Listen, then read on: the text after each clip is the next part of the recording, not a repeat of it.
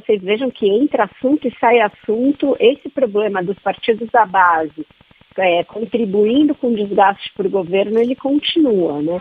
Ele aconteceu lá no projeto da anistia para os condenados do 8 de janeiro e volta agora a acontecer numa questão que é muito sensível para o governo que está com um problema de imagem, tentando recuperar sua popularidade. Nenhum governo nessa situação pode imaginar a existência de uma CPMI no seu calcanhar, porque é aquela coisa, convocação de ministro, quebra de sigilos, pode ganhar aí rumos que ninguém controla, porque as convocações vêm de todos os lados e é muito difícil de barrar.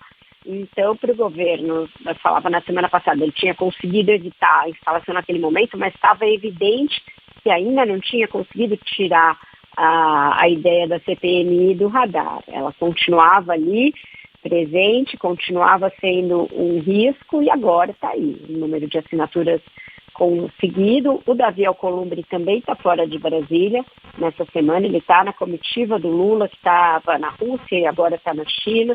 Deve chegar em Brasília só na quinta-feira, então não se imagina que nesta semana vai acontecer alguma coisa, mas a gente já sabe que essa questão de adiar ad infinitum, ad eterno, a leitura de requerimento de criação de CPI na expectativa de evitar a sua instalação é algo que não dá certo, que não vai funcionar e para que eles não vão poder contar, por exemplo, com o Supremo Tribunal Federal. O Supremo, em outras ocasiões, já são várias, determinou que fosse lido o requerimento de outras CPIs e que elas fossem instaladas. Então, é uma margem de manobra pequena para o presidente do Senado. Não daria para o Davi Alcolumbre matar essa no peito e ir segurando ad eterno, porque já existe uma ampla jurisprudência firmada e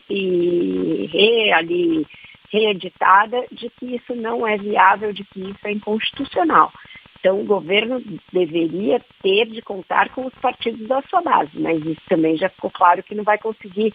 Teve tempo de sobra para tirar a assinatura, tirar apoiamento dessa CPI. O que o governo pode fazer? Tentar criar embaraço para a gestão Bolsonaro nessa CPI, mas o estrago não é o mesmo. É um governo incumbente que está ali no cargo, tem muito mais a sofrer com uma CPI desse tipo, ainda mais pela característica do assunto.